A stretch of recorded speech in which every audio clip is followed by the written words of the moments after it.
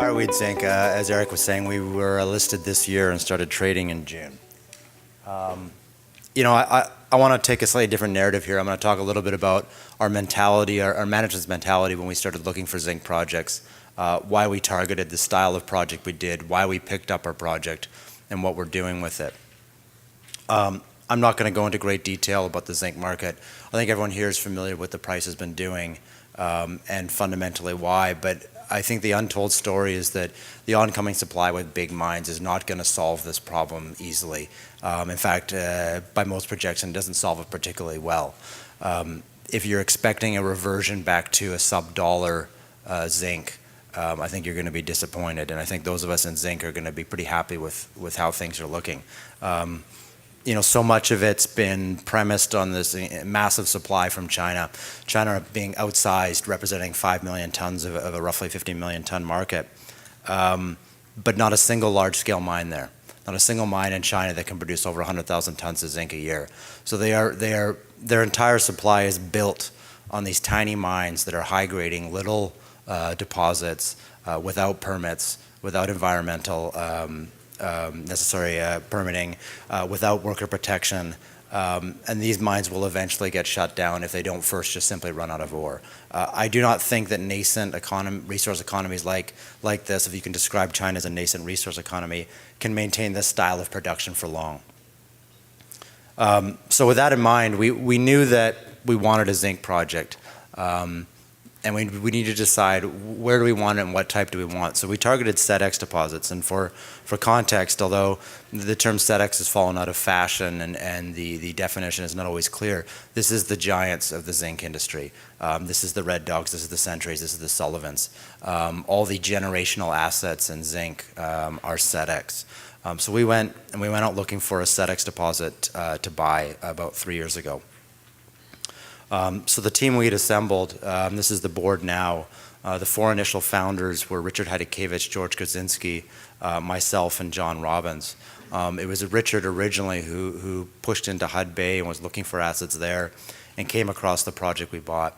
And it wasn't just the scale of the project, but it was the promise that it held beyond what we saw.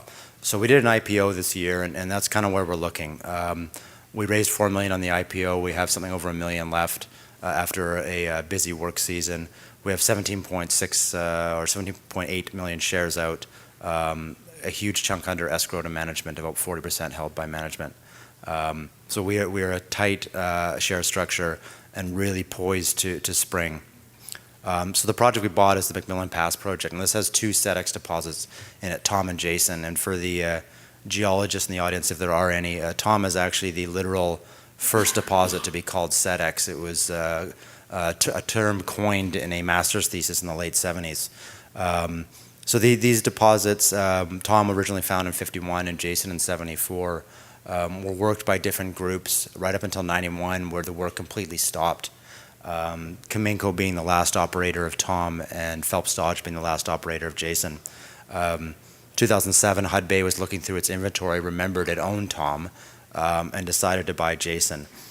They did some metallurgy and an updated resource, and that's kind of what you see at the bottom there.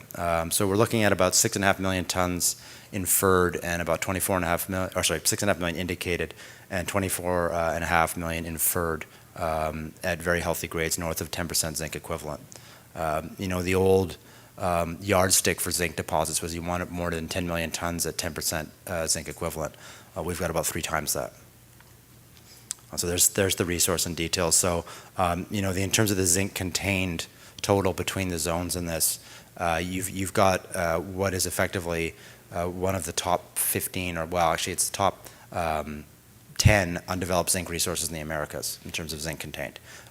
So it was big, and that's part of the reason it was on our radar, because we knew we were buying a big deposit. But that's really not what got my juices flowing. I am an exploration geologist originally by trade, and so my first question is, okay, so we have this, but what more is there? This is a big deposit, this is a rich deposit. But like I said, these SEDEX deposits, these occur in clusters, and when you find a productive system, there can often be a lot more there to find.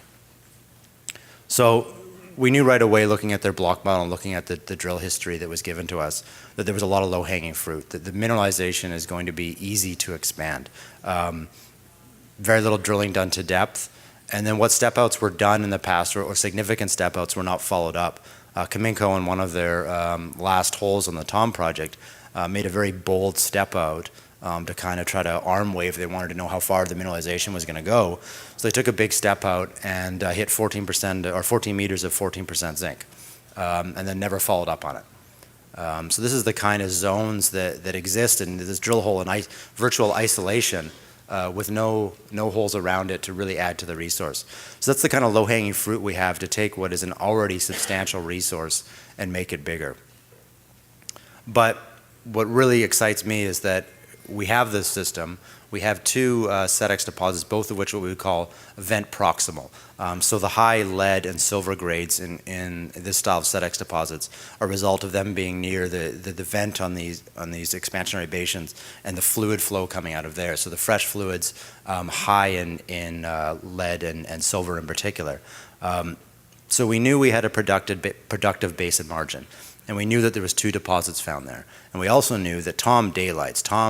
Finding the Tom deposit would have been a matter to be the first person with a trained eye to walk up that valley, because you can see the sulfide mineralization in the rocks and the talus. You then walk uphill, you can see the mineralized body, the ore body, outcropping, right? So this was an easy discovery. This was in 1951 by the first sort of prospectors hired by Hudbay to look in this region. Jason was a bit trickier. It does technically daylight, but because of more gentle topography, it was a bit trickier to find. There was a combination of geochemistry and geophysics that found it. But a geologist like myself, and I look at that and I think, well, the rest of the Tom and Jason deposits are either under quaternary sediments, like new sediments in the river valley, or they're under the hanging wall unit over the mineralized horizon. So we know that everything under the hanging wall is prospectively the mineralized horizon. This doesn't, of course, mean that all of it is mineralized. That's not the case, but it means that if you can find a way to look through this and explore beneath this horizon, the possibility for expansion of the resource becomes really substantial. And then one of the things we did this summer is we optioned the Mac property, which you can see there. We picked that up off Newmont, who was looking for Carlin-style gold deposits in 2011, and then after 2011 didn't come back. So we quadrupled our land position there, and most importantly, we were the first people to unite both sides of what is the so-called end zone. So you can see the hole there at the bottom. Where is that? Just about 20 meters with 3.6% zinc, 10% lead, and 80 grams silver. This was interpreted as a feeder zone for potentially another SEDEX body.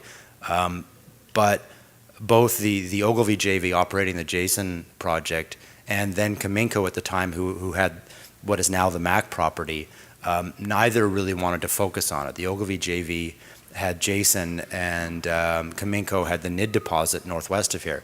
And both knew that the mineralization was going to run off their property onto their neighbor. So both of them with what they viewed as a better target, and with the compounding problem that they were concerned that the exploration may actually prove that your neighbor has everything, not you, they ignored it. So since the discovery of this area, we are now the first people to own both sides of it. So we're quite optimistic about that. So this is just a bit of what I was talking about. So with Jason here and Tom here, this light blue unit is the hanging wall unit. Everything underneath here potentially could be mineralized. Like I said, it's not. But we know this is a basin margin here, and we know this is the vent here coming into basin here. We know that this is the sort of paleo vent here coming into the basin here. So the question is the margin tracing this way? We know the margin is coming up this way because we can see from these diamictite units means you're close to a scarp. And the end zone was kind of up here. And that this is not including the Mac property, which sort of extends way beyond that. So this is kind of the task that's been put before us as exploration geologists, and we have a good team to look at this, is how do you take, how do you look through a thick hanging wall unit? In Ireland, they have a lot of success with seismics. We have had some, we did a VTAM survey here. Now the VTAM lights up the hanging wall, but that's not necessarily a bad thing because it helps us determine where it is and the thickness of it. So we're going to have a lot of exciting exploration potential next year to look through, but it's not going to be easy, and we think that the potential for adding mineralization here in leaps and bounds if we find a new zone is there. So I'm not going to dwell on this because I'm over time and I know people want to drink. I know I do. But just take a look at this grade potential. When you look at the average grade of the deposit, it's not the whole story. Being a vent proximal deposit, the vent, when you find the vent zones, and these aren't even really the vent zones, this is just, so you get 24 meters of true thickness of 10% zinc, 6% lead, and 90 grams silver. That's just vaguely vent proximal. That's not even at the vent. The Tom East zone, which we have one hole pending in the Tom East zone, pending thanks to the labs, which are extremely slow, but that is a very high-grade zone, and we're eagerly awaiting those results. And Jason, so you can see Tom East zone here, Tom West, Tom Southeast. The Jason holes, we drilled our holes in Jason Main, which is more vent distal, so what you see is very low silver, but you do see very high zinc, 14 meters, 10%, 13 meters, 13%, and another 3% lead as a kicker. These are very good grades, and we're very happy with them. There's Jason, so Jason Main zone here, and Jason South zone down here. So that's it. So please, when you're chatting and enjoying your drinks, do consider Fireweed Zinc, and please ask me if you have any more questions. Oh, one more thing. So resource update in December and PEA in March. These are two major events for value crystallization. I think our PEA is going to surprise people. I'm certainly happy to talk about it if you come grab me. Thank you.